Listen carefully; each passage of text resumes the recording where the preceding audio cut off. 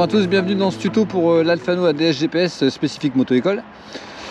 Donc une fois que vous avez installé le boîtier sur la machine, donc on vous conseille de mettre le boîtier, l'écran face au motard, au milieu, et le boîtier légèrement penché vers le motard en fait, c'est-à-dire dans la position dans laquelle il est. Ça rendra l'appareil précis comme il doit l'être. Vous allumez l'appareil, là vous tombez sur la mise à jour 4.2.1. Si jamais vous n'avez pas la bonne mise à jour, vous contactez Alphano et ils vous feront la mise à jour de l'appareil. Une fois que l'appareil est allumé, vous arrivez soit sur cet écran-là ou vous arrivez directement sur l'écran moto-école. Donc là, si c'est cet écran-là, c'est que on n'a pas assez de repères GPS. Donc du coup, là, il faut simplement attendre d'avoir suffisamment de satellites, c'est-à-dire en moyenne un nombre de 9. Voilà, donc là, il me dit 5, il faut que j'attende un peu. Alors il va peut-être basculer, voilà, il a basculé directement sur le mode moto-école. Si jamais c'est pas le cas, vous faites setup, vous allez tout au bout, moto-école.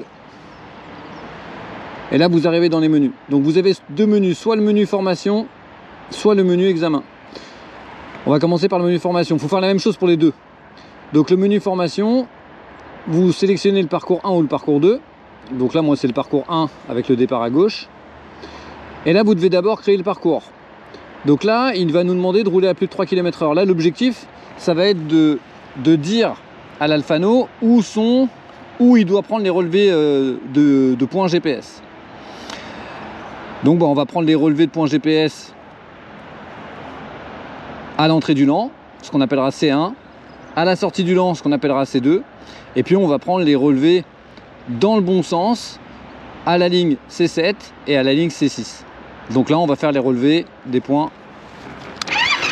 On veut que l'Alphano il nous relève les informations.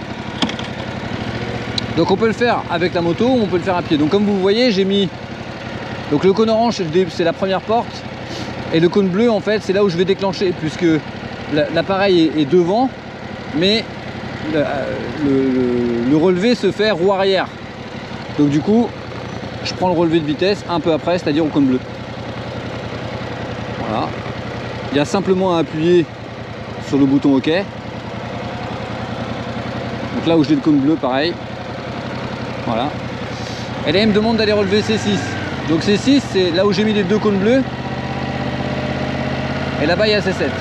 Donc là, je vais relever C6. Donc très important, quand vous faites le relevé de C6, il faut que vous soyez au milieu. Il faut que vous soyez au milieu. C'est comme ça que l'appareil a été configuré. Voilà. Le fait d'être au milieu, ça vous permettra d'avoir, peu importe où va se trouver l'élève, s'il est à gauche, au milieu ou à droite, vous aurez les informations de vitesse. Et là, pareil pour C7, vous relevez au milieu.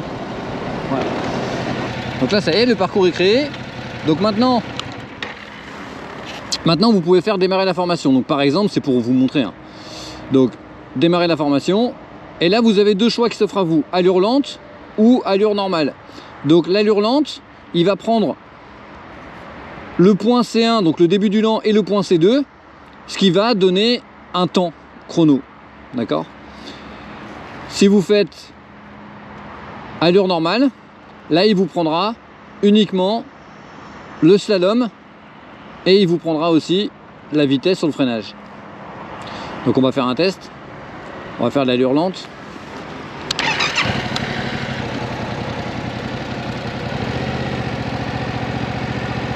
Je le fais pas très lentement. Voilà, donc là il a repéré. On voit bien les 4 petits points.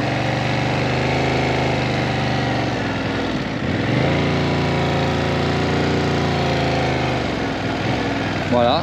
Et donc là, il a repéré les 2 points, ce qui donne une durée en fait. Donc maintenant, si je refais démarrer la formation et que je fais allure normale, et ben là du coup, je vais pouvoir relever la vitesse dans le slalom. Et je vais pouvoir relever la vitesse aussi sur la ligne C6. Donc là, il va me relever C7. Voilà, 34. Et après au retour,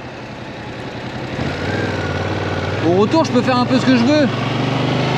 Vu on peut faire ce qu'on veut, on peut faire un exercice. Voilà, donc là il va me relever la vitesse et je peux demander à l'élève de ne pas réaliser d'évitement, de faire vraiment soit un freinage normal, soit un évitement, soit un freinage d'urgence. Donc il va me relever les vitesses tout le temps, toujours à C7 dans le slalom et à C6, peu importe le travail qu'on effectue. Donc voilà à quoi sert comment on peut utiliser le mode formation. Concernant le mode examen, donc là on va retourner en arrière et on va faire le mode examen. Donc là c'est la même chose, on va rester parcours 1. Donc là il faut que je crée le parcours. Donc ça on le fait qu'une fois, hein. Donc je vais créer le parcours. Donc là pareil, je vais recréer les 4 points GPS.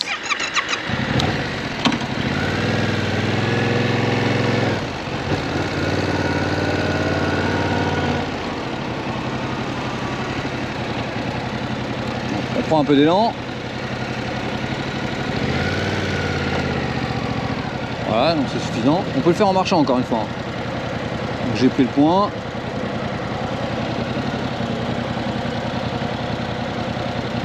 Voilà. Donc là je vais créer la ligne C6 maintenant.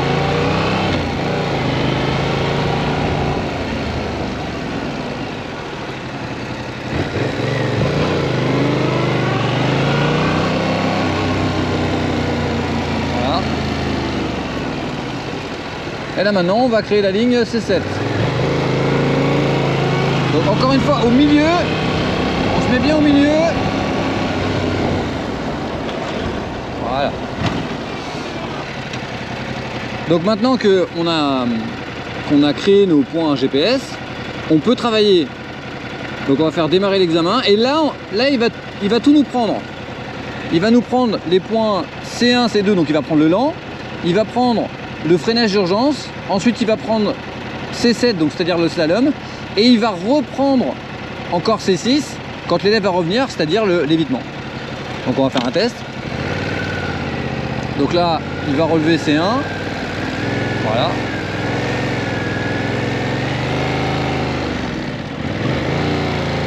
Là il attend, il va relever C2, voilà. Donc là on va imaginer. Donc l'élève il fait son parcours. Donc là en fait il attend rien, hein. Il attend juste qu'on passe en... Donc l'élève il fait son parcours complet.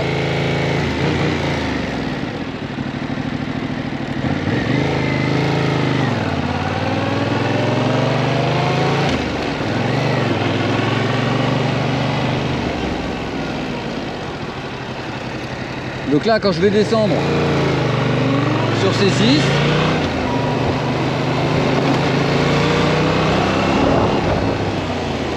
voilà. Donc là il m'a relevé le freinage d'urgence.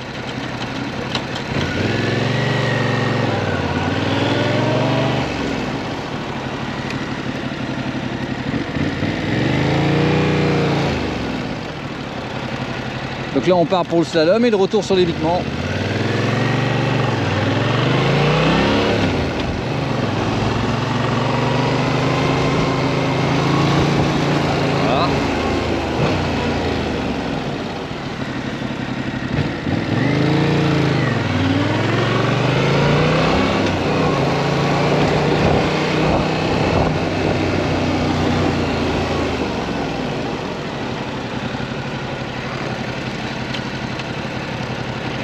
Voilà, donc là il nous affiche le résultat complet. Donc on a bien le lent, donc 10 secondes, là il faut continuer à travailler. On a bien le freinage d'urgence, on est un peu au-dessus mais la vitesse est bonne. On a bien le slalom et on a bien l'évitement.